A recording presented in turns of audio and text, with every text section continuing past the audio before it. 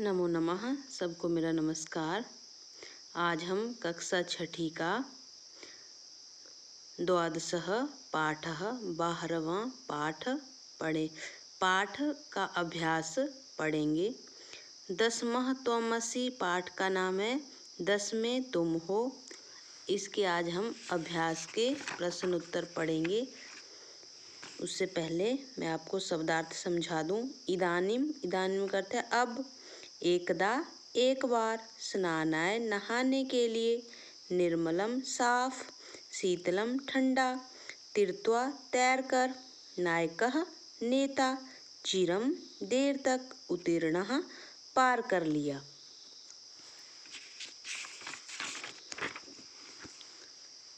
तदा तब, अगण्यत गिना, स्नात्वा नहाकर, अपरः दूसरा, पुनः फिर दोबारा, आसन थेया थी, नद्याम नदी में, तूष्णीम मौन, पथिकः राहगीर, स्नातुम स्नान के लिए, मग्नः डूब गया, प्रहृष्टा आनंदित या प्रसन्न, श्रुत्वा सुनकर, इति उद्धरण की समाप्ति का सूचक अव्यय।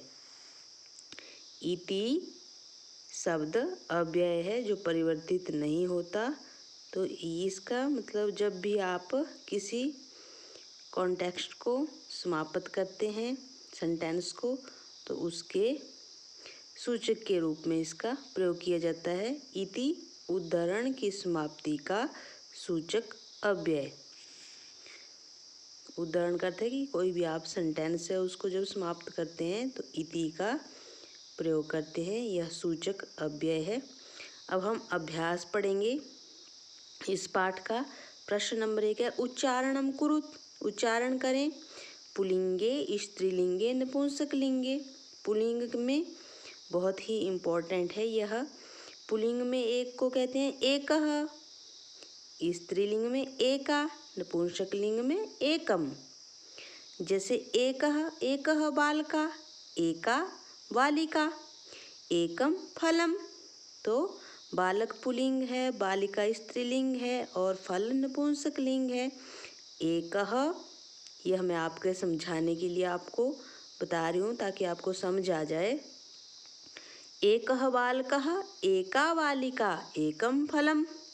द्वौ, दो, पुल्लिंग में, स्त्रीलिंग द्वये, नपुंसकलिंग में भी द्वये।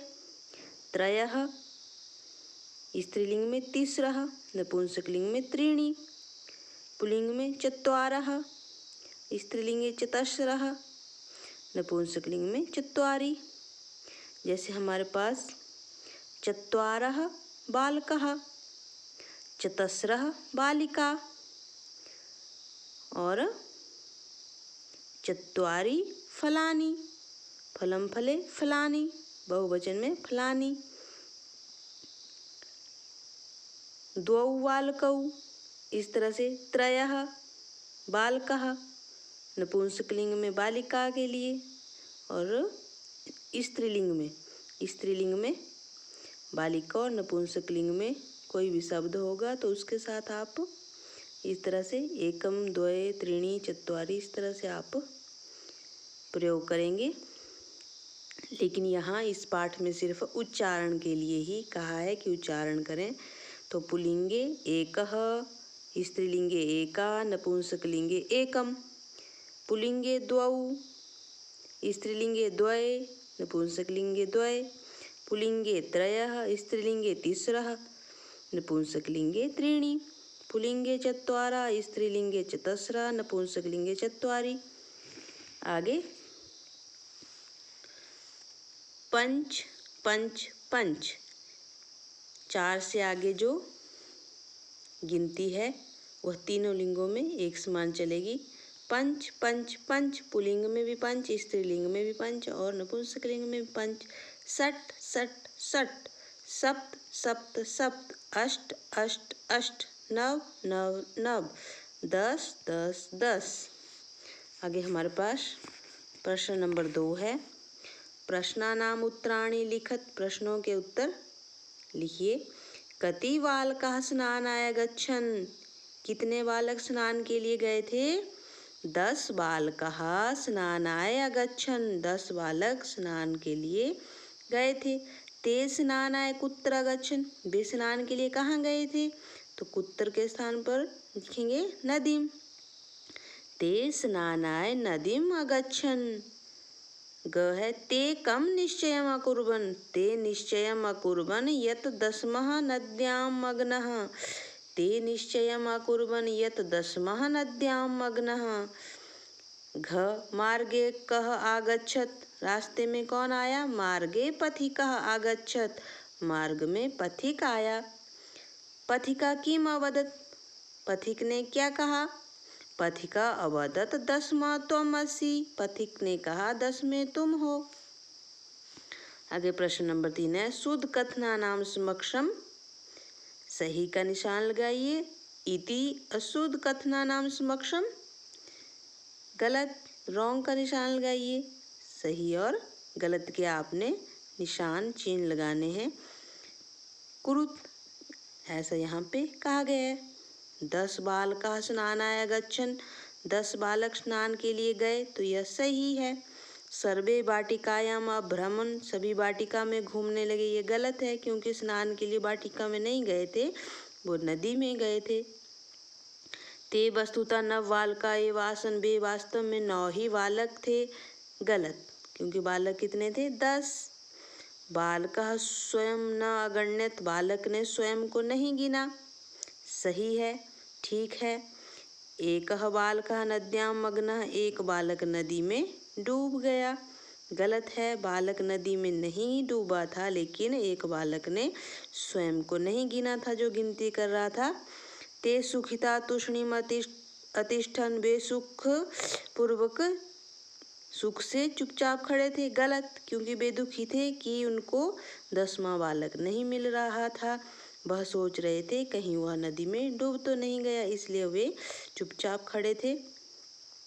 कोऽपि पथिका न अगच्छत्। कोई भी पथिक नहीं आया था।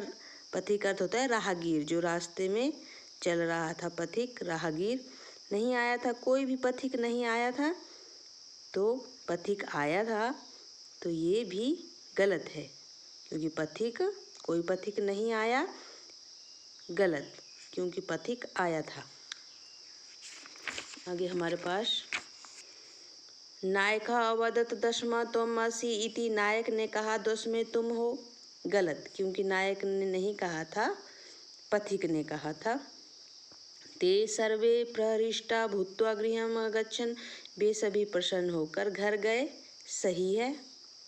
आगे प्रश्न नंबर 4 है मंजूषातः शब्दान् चित्वा रिक्त स्थानानि पूरयत्। मंजूषा से शब्दों को आपने चुनना है और रिक्त स्थान को पूरा करना है। ते बालकाः तीर्त्वा नद्याम् उत्तीर्णः। तो यहाँ पे क्या भरेंगे? तीर्त्वा। पथिकः बालकान् दुखितान् दृष्ट्वा अपृच्छत्। दृष्ट्वा का अर्थ होता है देखकर। पुस्तकानि गृहीत्वा विद्यालयं गच्छ। गृहीत्वा ग्रहण करके, पुस्तकों को ग्रहण करके विद्यालय जाओ। पथिकस्य वचनं श्रुत्वा सर्वे प्रमुदिता गृहम् अगच्छन्। पथिक के वचनों को सुनकर सभी प्रसन्न होकर घर गए। पथिका बालकान् गणित्वा कथयत्।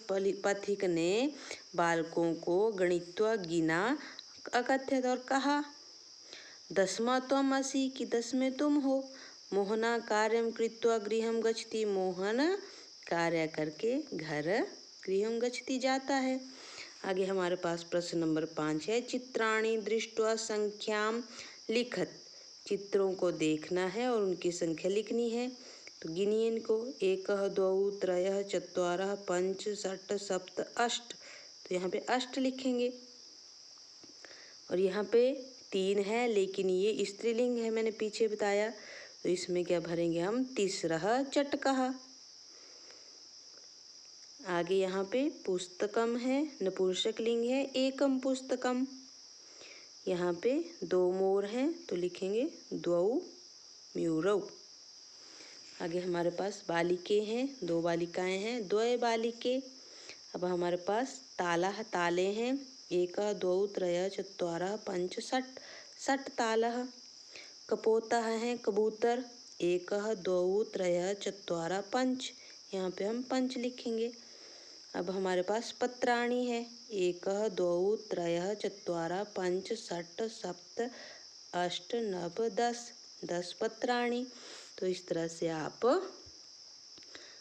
अभ्यास के प्रश्न उत्तरों को करेंगे।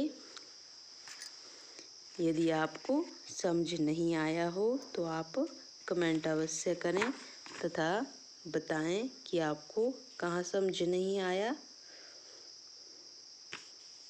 और अच्छी तरह से पढ़ाई करें और अच्छे नंबर लेकर के परीक्षा में उत्तीर्ण हों। क्योंकि ये आपका पाठ है। 10 बालक थे, वो नदी में तैर रहे थे वह, और उनमें से जब बाहर निकले सभी तो उन्होंने गिनती शुरू की। तो गिनती में देखा कि एक कम हो रहा था, क्योंकि वह जो गिनती कर रहा था अपने आप स्वयं को नहीं गिन रहा था। तब पथिक ने उन्हें बताया कि 10 में तुम हो। यही इस पाठ में कहानी है। इसको भी आपने अच्छी तरह से पढ़ना है। धन्यवाद।